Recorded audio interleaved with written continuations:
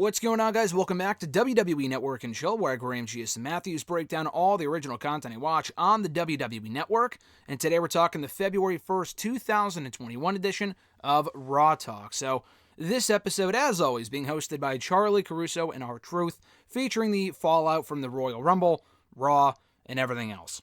So because R-Truth is a host on the show, they of course have to recap Peter Rosenberg beating Truth for the 24/7 championship on the Royal Rumble panel on Sunday night. Who cares? They show the footage of Truth regaining the belt, and they put this in a clip. They put this up in a clip on WWE's YouTube channel earlier on in the day. I had already seen it. I don't care about the 24/7 title. I don't really care about Peter Rosenberg. This didn't really do a lot for me. But they waste time showing the footage anyway.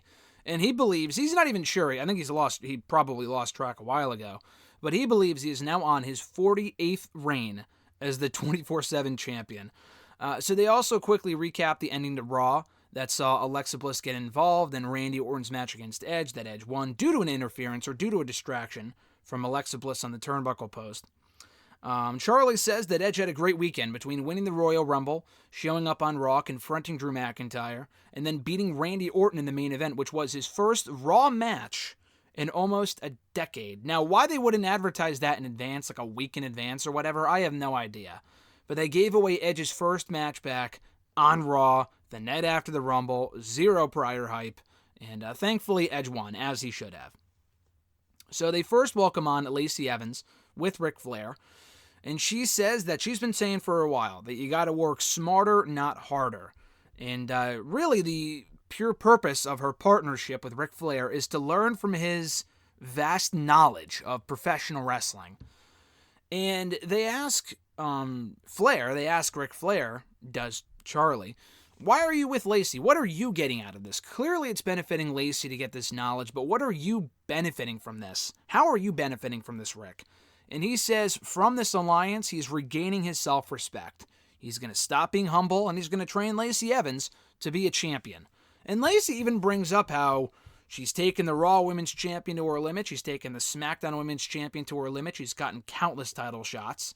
At least 3 in 2019, and at least 2 last year. So she's gotten a number of title shots, and she lost every single time. So she wants to be a champion, and she feels like Ric Flair will get her to that level. And then they kind of go on about how powerful the women's division is, just a bunch of filler, before they welcome on Naomi and Lana. So this was Naomi's, I think, it definitely was her Raw Talk debut. She's been out since August, and she was on SmackDown at this point. So Naomi is now back on Raw. And they explain their alliance, kind of. They didn't really do this at anything on Raw. They had that triple threat tag team match on Raw this week to determine the new number 1 contenders for the WWE Women's Tag Team titles, which are currently now held by Shayna Baszler and Nia Jax. Naomi pinned Asuka to win the match for her and Lana. You would think that pinning the Raw Women's Champion would therefore earn Naomi a shot at the Raw Women's Championship, but apparently in this company it doesn't work like that. She is now getting a shot at the tag titles, not the Raw Women's Championship. Okay. Again, they had a little promo, I think, before the match, like one of those box promos in the corner of the screen. I don't think they really explained their alliance, but they kind of did here in saying that they go way back. Even before Total Divas, they were close in the, developmental, which I'm not sure how true that is, because Naomi was already on the main roster when Lana, I think, arrived in the company in 2013, 2014. Naomi was already on Raw and SmackDown. She's been on the main roster this entire time. She's never been in this version of NXT. So I'm sure they are good friends, though. I think they were always friendly. I know for a fact in watching the show, admittedly. Total Divas, they were always friendly on there. So maybe this does go way back.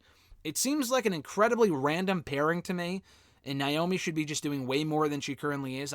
It's cool that she's getting a tag team title shot. The tag titles, I don't give a shit about. And if she's going to team with anyone, I think it would make way more sense for her to team with Bianca Belair. Belair just won the Women's Rumble. She's a single star on SmackDown. She's on Raw. I get why they wouldn't do that right now, but that is way more exciting than Lana. Lana does absolutely nothing for me. And I know they want to give Lana a tag team title shot after she had her previous title shot taken away from her due to being injured or whatever the reason was about a month ago. Back at maybe a month and a half ago at this point at TLC 2019 or 2020 rather. I just don't care. I love Naomi. I just feel like a pairing with Lana is death. I did not want to see Naomi get brought back only to be put in the women's tag team title picture. It's a dead division. Nobody cares. If she gets a title out of it, cool, but I just could not care less about the tag team titles, so that doesn't do a lot for me. But Lana does recall Nia taking her out at the 2019 Rumble, and they also recall, I think it was Nia who eliminated Naomi as well from the 2019 Women's Royal Rumble match, so there's unfinished business there, and she wants to eliminate Nia, or she wanted to eliminate Nia in the Women's Rumble on Sunday night this year, because Nia's been a thorn in her side ever since then, but specifically recently in putting her through a table every single week for 2 months straight.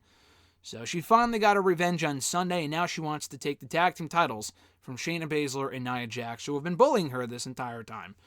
And then Naomi, they tease a tag team name, and she says maybe they'll call themselves Ravishing Glow. Ravishing for Lana, and then Glow for herself. Not a bad name, but again, I still don't care about Lana and being in a tag team with Naomi. I think Naomi just deserves way better, but that's just me. So for their final guest, they welcome on the New Day's Kofi Kingston and Xavier Woods. Woods makes no bones about it that he wants Reckoning next week. He is 2-2, he said, against the members of Retribution. I honestly forgot he already faced T-Bar or Mace or whatever the fuck. I mean, these matches just blend together for me, so I didn't know. But he says that he currently finds himself in a best-of-5 series. He has beaten Slapjack, and he beat Mustafa Ali last night on Raw, but he previously lost to T-Bar and he lost to Mace. So he's 2-2. And now to break the streak, he wants Reckoning. He wants Mia Yim one-on-one. I mean, Randy Orton RKO'd Alexa Bliss last week on Raw, so I don't see why not.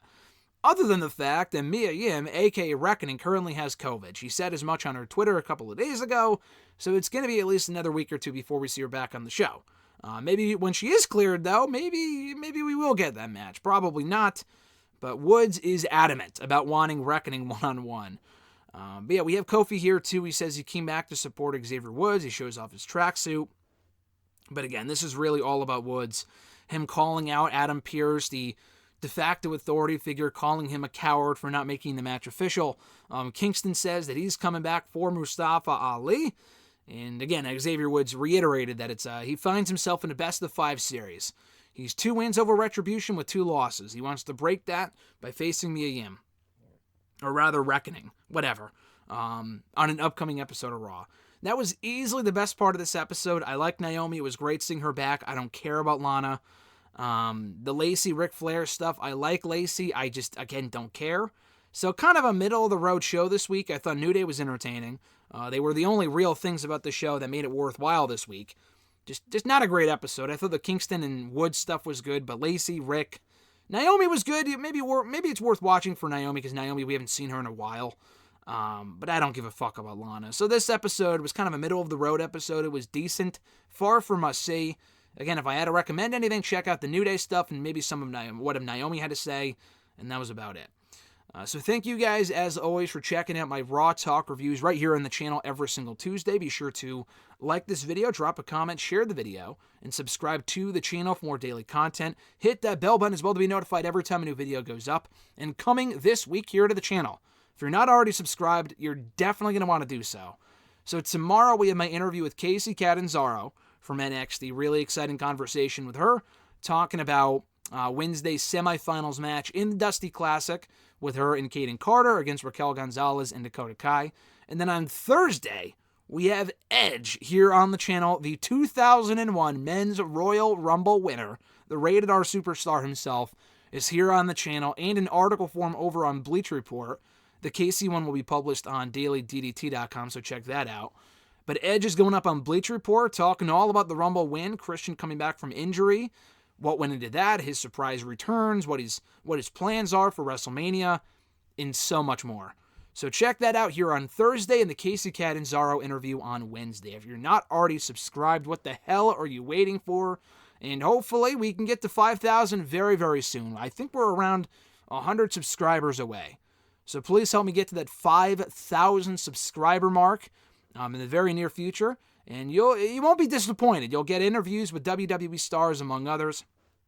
You'll get Raw Talk reviews every week, Talking Smack reviews every week, Q&A videos where I answer your questions every single Wednesday, excerpts from WrestleRant Radio on Thursdays, SmackDown audio reviews. I don't even review Raw here on the channel, but I do review SmackDown in audio form every single Saturday. I break down the Chronicles, WWE Icons, Untolds, 24s. You name it, I review it here on the channel. So subscribe today and never miss a video. Have a great week, guys. I'm Graham Giuseppe Matthews. Enjoy your month of February, and I'll catch your ass down the road.